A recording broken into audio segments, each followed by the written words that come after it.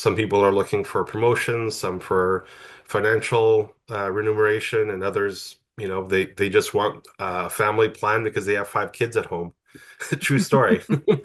So you need to really be able to have them open up and say what motivates them and what they're looking for as their next role, right? And obviously, the higher as an executive you get, there's less and less opportunities for executives because, the higher on the top of the pyramid, there's less positions. So you have to be very specific with what kind of opportunity they're going to be looking for, and is it a stepping stone for them in their career? There's more things to think about in terms of comp and so on, of course, as well. Welcome to 7 to 8, our special series on 7 to 8 figure entrepreneurs. In this special series, I interview $1 million, some $10 million, and even some $1 million business owners who uncovered their twists and turns in their entrepreneurial adventure in order to help you to avoid the potholes and stick to the fast track. Welcome now to Center Stage, our next special guest. Hey there, peeps. This is Michelle Nedelec, and I'm super glad that you're here with us today because I'm here with my most amazing guest, John. John, thank you so much for being here with us today. Thanks for having me. Awesome. So give everybody the highlight of who you are and what you do for business. Yeah, so I'm John Pezoulas. I'm managing partner and co-founder of Ready Sit Exec. We're an executive search firm, and we specialize in recruiting 4 types of roles in the US. So sales, marketing, HR, and operations. We do that at the C level and down to the professional level roles. And we do that for US companies across several verticals. We're really focused on the specific role rather than the industry. Wonderful. So how did you get into executive recruiting as your thing? So for me, my background is 15 years in recruitment. I started off as experiential marketing, where I had to recruit hundreds of reps to do demos in liquor stores and grocery stores. And then I got into temporary staffing with a large corporation in the US. And so doing that, really love recruiting, love the industry, working with people, placing them, helping them find work. I think executive recruitment was just the next iteration of where to go next, right? After you've done temp staffing and grinded yourself for years, you're like, I like to get into a little more professional and less volume and more partnership and relationships. And so executive recruiting is that. And so after 10 years of staffing, I got into exec recruitment in about 2020 or so. And worked with several startups that were specialized in marketing and HR and sales. And then finally, we started Ready Sit Exec in 2023. So that was our let's go it alone. Yeah. I love it. So obviously, when you're hiring hundreds of people to fill roles, there are certain calamities that go on with that. Are there any kind of specific kind of issues that people face going for executives and hiring them? I think people are people regardless of the type of position you're recruiting for. I mean, obviously, like at the executive level, you'd assume people are competent, and so on, but they have the same kind of people problems that any other, even a laborer would face. They have their families to deal with, they have a lot of different responsibilities and so on. So I think how you deal with them and being able to understand their motivations is a big part of recruitment. Some people are looking for promotions, some for financial remuneration, and others, they just want a family plan because they have 5 kids at home. True story. So you need to really be able to have them open up and say what motivates them and what they're looking for as their next role, right? And obviously, the higher as an executive you get, there's less and less opportunities for executives because, the higher on the top of the pyramid, there's less positions. So you have to be very specific with what kind of opportunity they're going to be looking for, and is it a stepping stone for them in their career? There's more things to think about in terms of comp and so on, of course, as well. Nice. Well, and you said something that kind of struck me as funny, but pertinent at the same time, is you assume that people are competent at that level. And as any sport team knows, hiring coaches, it's a dangerous assumption to have. So, Yeah. and like, how do you like in a lower position, it's pretty easy to test somebody and go, you just bring somebody in that knows more and you ask them a question. And if their answer makes sense, okay, they know it. If it doesn't make sense, you Yeah. clearly don't know what you're doing. But it's really hard to have somebody a level above to be able to test that competency to say, do you really know what you're talking about? And, what was going on for the last one. So how do you gauge that? Yeah, I think for the executive level, you're not doing like math questionnaires and Exactly. little assessments, you know. Yeah. It's very much a very high EQ, IQ, and a certain level of nuance to it, right? There's some finesse here. It's very hard to vet an executive, Right. Like, how do you play chess especially. with them? Yeah, I mean, a lot of them too have very high charisma and they sound great. They know how to sell themselves because that's what they've been doing at that level, right? So I think what we try to do is two types of interviews. We do like a behavioral one, which covers sort of like that executive level behaviors that they may have, right? Are they someone that can inspire a team, right? Do they have sort of that strategic vision and idea thinking, curiosity that you need? And then we also look at like, skills and so on, right? Do they have the skills necessary? Now, a lot of times they are delegating as an executive, but they should have a good idea of the business and what they're trying to do, because you can't delegate if you don't understand how long it takes for something to be done, right? Otherwise, you'll have your staff basically telling you, "Oh yeah, it's going to take 2 weeks." It reminds me of a Star Trek where he would call the engineer, "How long is this going to take?" 5 hours. No, you got two. But Exactly. unless you know exactly the business and how long that would actually take, you can't hold people to account, right? You got to really understand the business well. So we really try to get into the nitty-gritty of um, a lot of different things when we're talking to them. And I think also this is where referrals come into play, having reference checks, possibly doing EQ testing. There's certain assessments you can do, but in general, we like to say we don't want to have assessments take more than maybe 10% of the hiring. Like in terms of weighting, we don't want to take more than 10% of the actual assessment process, because otherwise people are just saying, oh, they didn't pass the test, or, for some tests that we use, they're very much subject to interpretation, whether you think that would be good or not. So, needless to say, it's a very difficult and process that takes a lot of time and experience. So that's why I think the previous experience I have across industries and working with executives and having been an executive myself, it allows me to really understand the competencies that are needed, right? And so you wouldn't want a junior recruiter working on executives for sure. Right.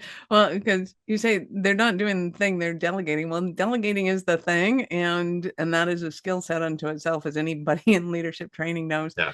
And being able to kind of assess whether or not they happen to be a fit for this particular company. Because a lot of times, as sporting teams know as well, just because they weren't a fit at their last place doesn't mean they're not an absolutely perfect fit in this place. And all of a sudden, things fall into play and all of a sudden their strengths start to show up. And sometimes, people do well in calamity. It's like, oh, let's go find a calamity for you to go into, and you're gonna shine. You'll do awesome here because it's such a show going on. Like, Yeah. I is think it's part there of the matching process, right? Is understanding the candidate and understanding the client and being able to make that match. So like the whole calamity example you gave is true. Like there's literally some executives that I talk to that they only want to be building, or they only want to be rebuilding organizations that have fallen apart, or give me a problem to fix. They chase that from job to job, and that's what they enjoy doing. Others love to only work in startups because they love that fervor and the chaos, right? So it's important to sort of know the culture that they're looking for and the problems they're looking to work on too.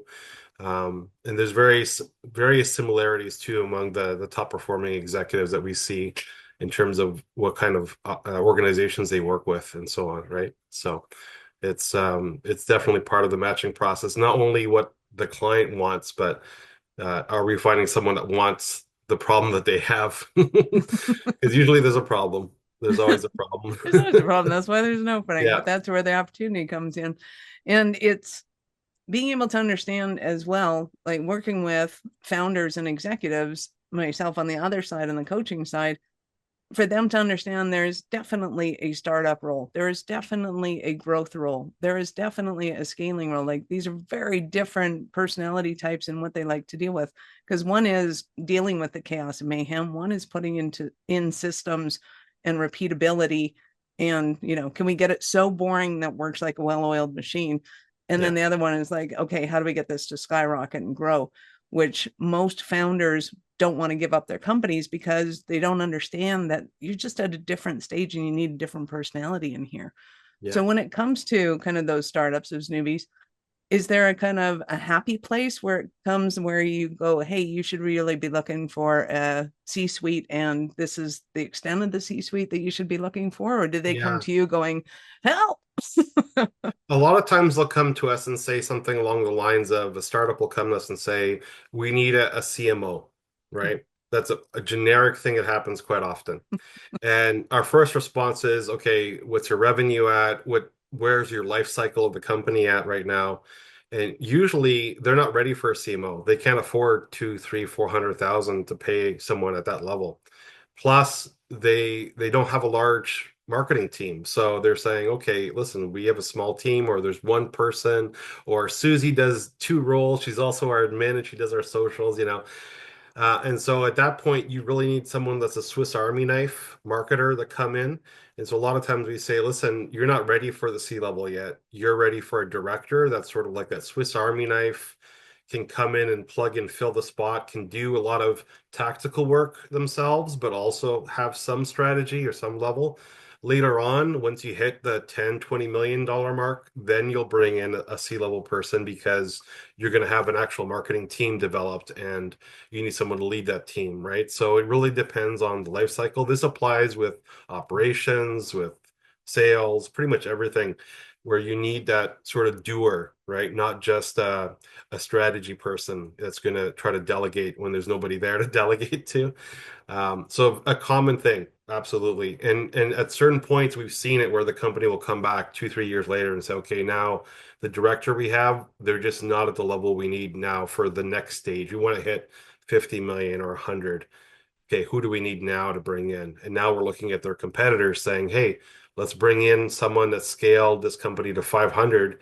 They'll come down to your company and they'd love to scale you from 50 to 200 because they've already done it, right? And so it's a good place to be for sure.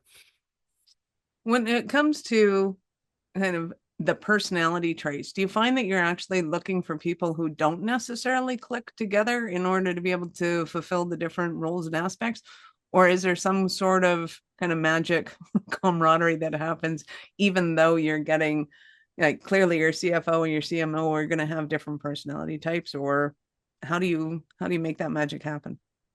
Yeah, I mean, it really depends on the CEO a lot of times and the owner of the company in terms of, are they agreeable or not?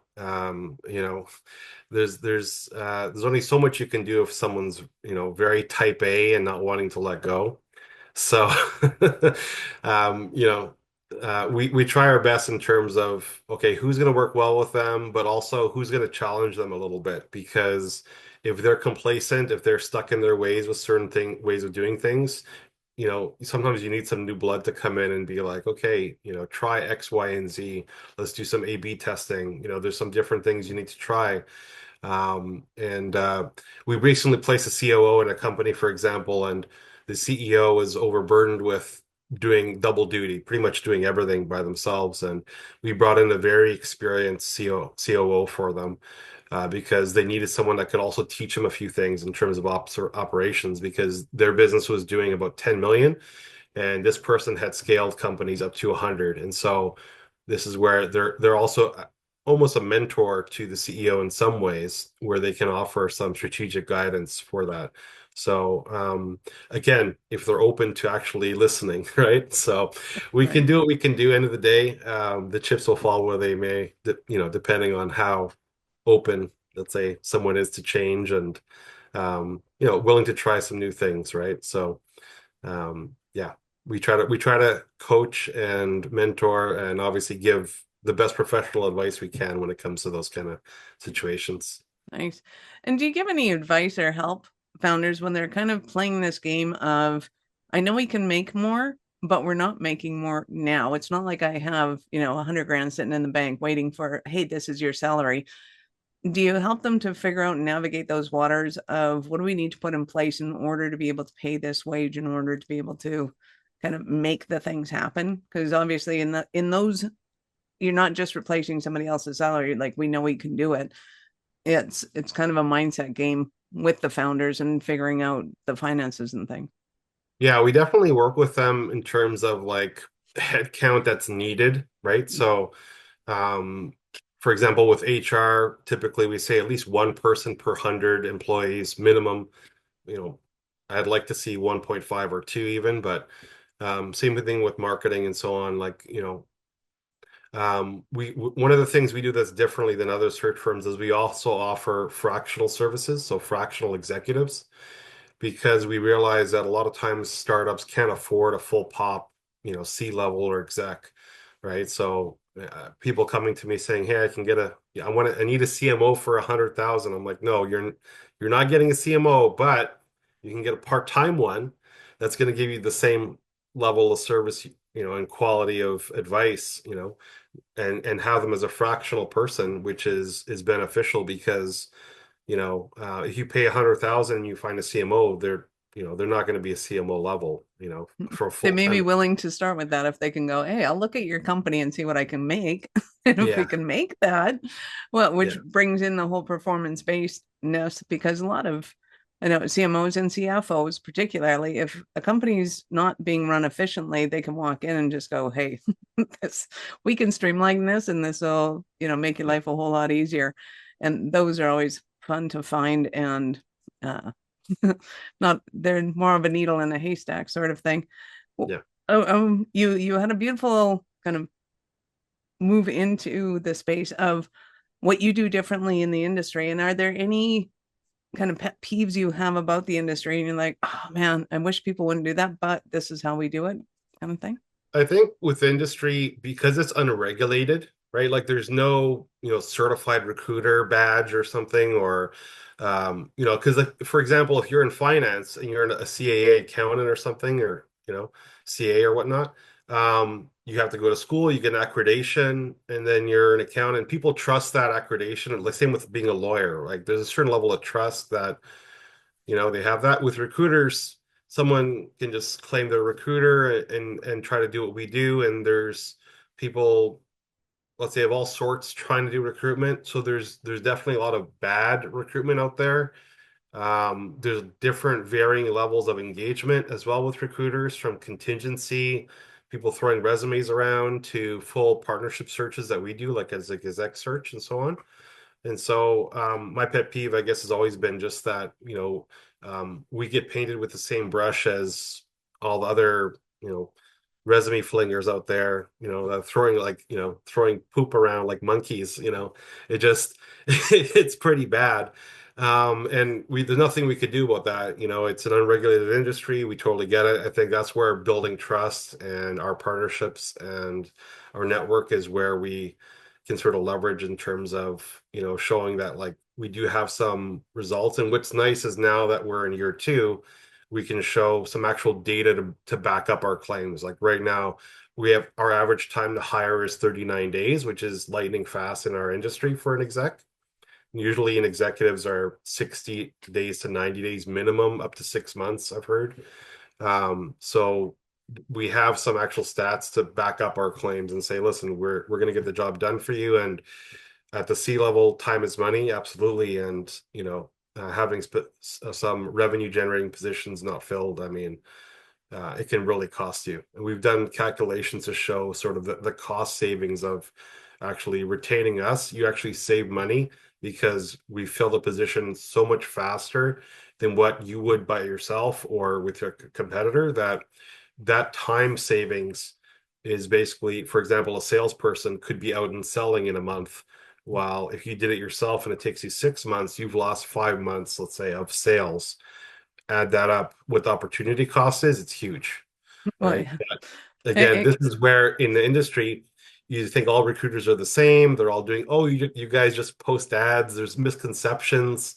A big part of our job is educating how recruitment works, how executive search works, the value behind it, and so on. And I think that's one of the biggest challenges we face a lot of times is they don't know how we operate, our process, what it means to work with us. And so it's a constant education process is what we're doing. Absolutely.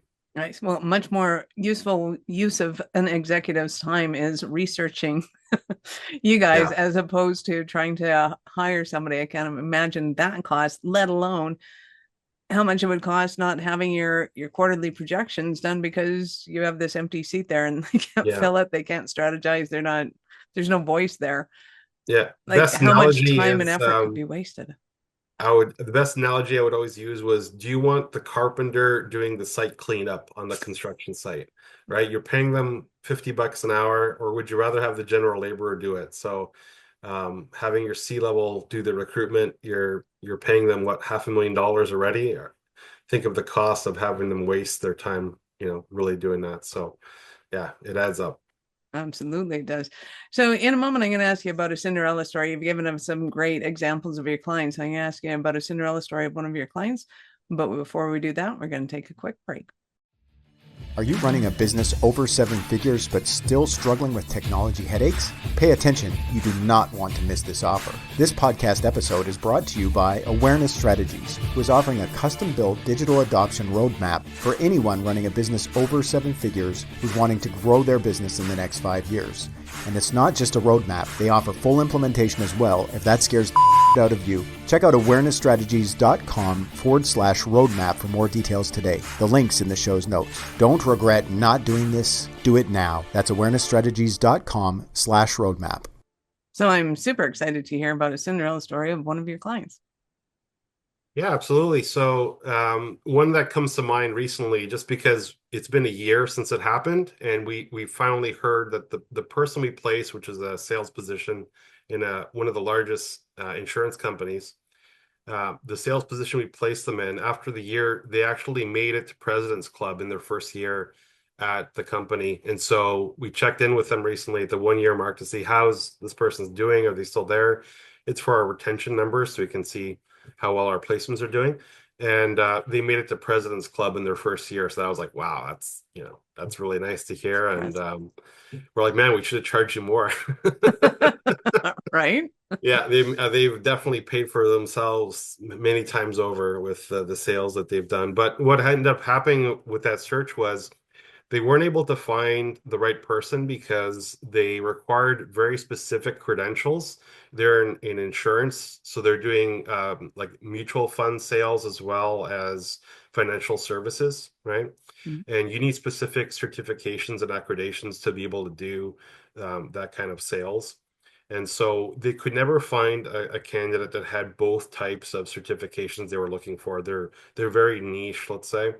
And so we ended up doing a very exhaustive search of the area. They also needed someone local because they needed to come to the office a few days a week. And so what we did was an exhaustive search of the whole area. It took us, I think, about 2 months or less, 45 days on that one to get that search completed. But it was really just doing a lot of research, really digging in to find every single person we could find that has those certifications. And these are not listed on some website. Like you have to literally ask around. It's pretty tricky. But we were able to fill that position. They had that position open for I think over a year without being able to fill it themselves. They tried Indeed ads, they tried LinkedIn ads, they tried other recruiters as well before. They were just like, I guess we'll never fill it. And they were even starting to contemplate maybe we'll just hire someone and pay for them to do training to get these certs. But the problem with that was they also wanted someone to have experience selling those products because this would be a senior sales rep position where they're working autonomously, they're going and building a client base. And for someone new that just taken the course, they really need a lot of mentoring. They wouldn't be able to do this. And so we lucked out. We finally found the ideal candidate. They hired them literally almost on the spot. And a year later, here we are. So it's a good story to see. And it got us into that insurance industry where now we're working with several, large insurance companies and so on, which is nice. So, you know, it's it's good to see. And I Right. mean, we always like to see that our placements are happy and productive in their job. I mean, it's a win-win situation with every placement we try to do, right? Nice. I Yeah. love it. Well, I know our listeners are going to want more from you. I know the ones that are ready to pull, yeah, pull the string are ready to go. What about the ones who have some intrepidation and they're like, well, you mentioned a couple of times that it's a complete waste of my time to go and do this on my own, which it is. Don't do that, Yeah. especially at that level. I mean, you can hire your own assistant, but don't hire your own executive team. Um, that's my soapbox, but let me get you on your soapbox. Why shouldn't somebody hire their own C-suite, in your opinion? Well, I think a lot of times the way the process usually works is they're going to go and post an ad on LinkedIn. And if you've posted an ad on LinkedIn recently, with Easy Apply, you can get like 3,000 applications in a couple of days. It's absolutely bonkers with the amount of new AI agents that are auto applying for candidates and the ability to just spam your resume out there.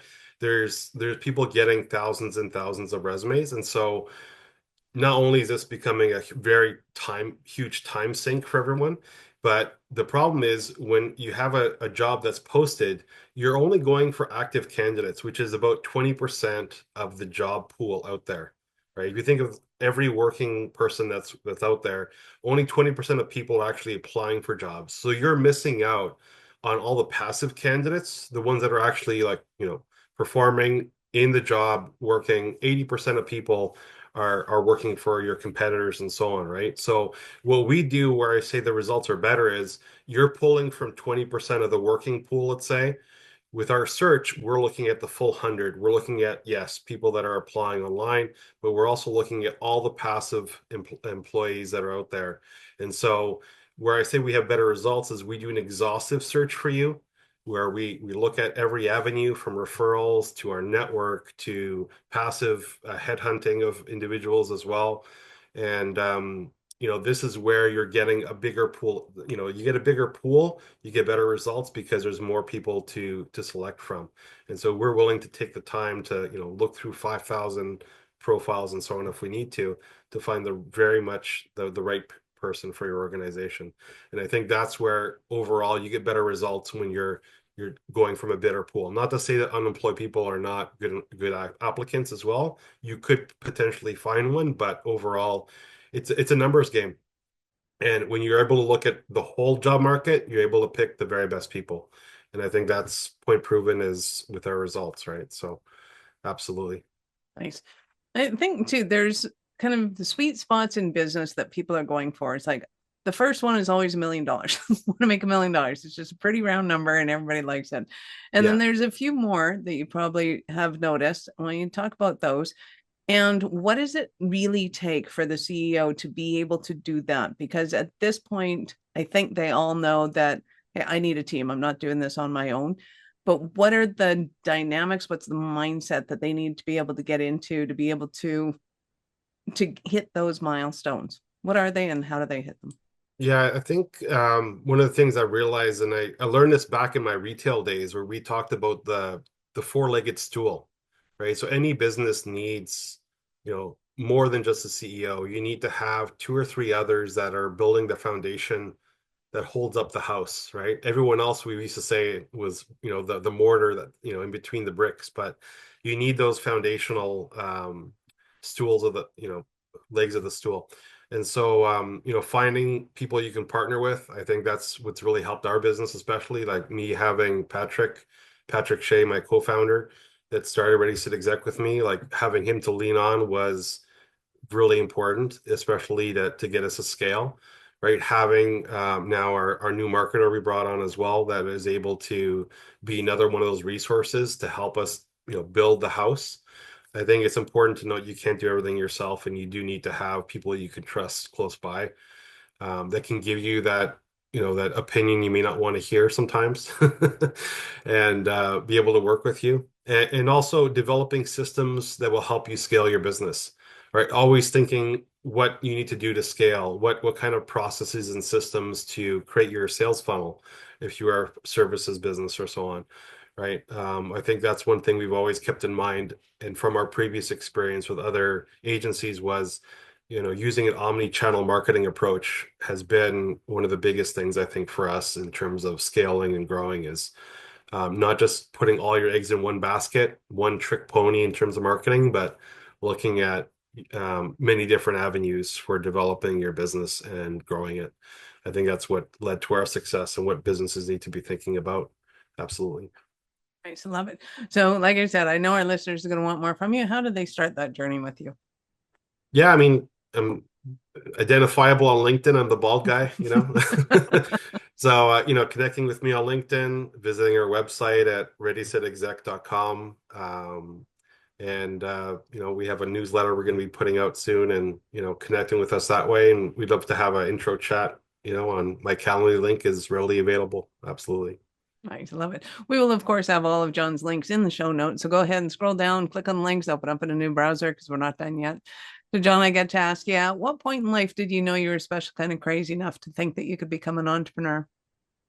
I think I've always wanted to do it, but after having several layoffs, it was kind of a necessity slash kick in the butt of like, there's no job security here. Might as well do it myself, And it was funny because I reached over to my daughter and she was like, "Oh, you're starting your own business?" I'm like, "Yeah, Daddy can't get fired again." Right. Some Yeah, of us so need a few more kicks in the pants than others yeah, too. it was a bit of that, and obviously wanting to do it, but I think also getting the experience. I've had 15 years of industry experience, gave me that confidence to finally say, "Okay, let's do this now," right? And Mm. I think everyone has their sort of threshold of confidence level. Maybe it took me a little bit longer than normal, starting the business at my early 40s, right? But other people, maybe they're 25, they feel like they can go do it. I'm like, I think entrepreneurship definitely something everyone should try at least once, and maybe several times so you get it right. Great. Yeah, And I feel sorry for people that keep getting fired and they're like, what is going on? Like, I'm a good employee. It's like, no, you're not. You're a good business owner and you just don't know it yet. If you keep seeing the way that it should be done, could be done faster, yeah. cleaner, easier, and upper management just doesn't appreciate that, it's clear signs that you're probably a really good entrepreneur. Just saying. I Yeah, and even if you're feeling uncomfortable, that's exactly how you should feel because it's not exactly a comfortable process. First year for us was terrifying. I mean, tell you me. gotta just jump and you won't once you get over that initial shock. I think things start to you move with purpose and you have a feeling of pride of what you're building, and you definitely feel good waking up to work every day knowing that it's something that you're building. So yeah, we're very happy now in our second year, and continued growth, so it's great. Great. So yeah, you've got a fantastic story of success. So anybody that's taken that leap into the entrepreneurial world and they're going, "Oh my God, what the heck did I just do to myself?" What kind of recommendations, suggestions do you have for them? Yeah, I think finding some mentors you can, reach out to and speak with, business owners that are willing to mentor you or people you know. I'm sure there's someone in your network that owns a business that has scaled or is doing more than you are, or other industry people that you can speak to. I think having those conversations, you can see the pain points and what struggles that they deal with, and then being able to share notes and say, what do you do in this situation and so on. I think that's definitely a good thing to do. And of course, doing your research too, right? It's not only about the will to build something, but then also, doing your research of what you're actually building, that it's feasible and so on. And there's a plan, and you gotta you gotta think things through a little bit. Um, not completely off the seat of your pants.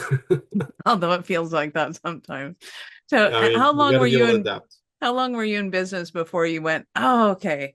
Yeah, I can sleep at night. I know this is It working." was it was literally right at the end of our first year, which was in September this in 2024, where we finally said, and then things were just starting to really pick up for us, and we're like, wow, and then I think by Christmas we were like, okay, we're in good shape. This is awesome. Like, let's go. And Nice. so 2025 has been great for us. Absolutely. Yeah. And just getting better and better. I love it. Yeah. You've been absolutely spectacular. Thank you. Any last words for our peeps?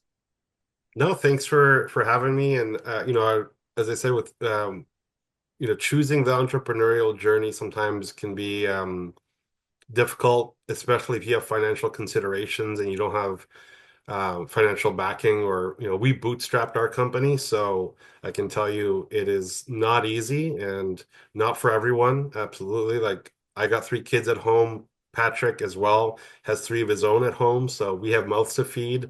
It was not an easy something to be taken lightly, or on a whim start a company. You really got to have you got to be all in to do it. So if you're all in, I would say yes. If you're still on the fence, maybe you're not there yet. Maybe you need another layoff, you need a few more layoffs. And then you'll be ready, right? To say, Mhm. okay, I'll do this myself, because the job security, it's also the point that if you're not doing it, there's also the risk that you're missing out on potentially something great by not taking that opportunity. I think a lot of times we always think of, what if I do this and fail? Or how about, by not doing this, I'm missing out? I think that's another thing to think about, that people don't always think about. They always think about the negatives, or what could go wrong, instead of what if it goes right, and you didn't take the risk. So don't be a chump. Love it. Thank you Yeah, so much for your time, John. I appreciate it. And I know how valuable it is. appreciate it. Thanks for having me. Awesome. Absolutely. Peeps, this is Michelle Nudelek. Thank you for being here with us today. Be sure to share it with your friends, subscribe to the show, and come back next week, because we love helping entrepreneurs grow. Thank you for listening to 7 to 8. If you're interested in upping your speaking game, be sure to connect with our guests with the links in the show notes, and connect with me to see how we can help you get your tech done for you and help your speaking dreams come true.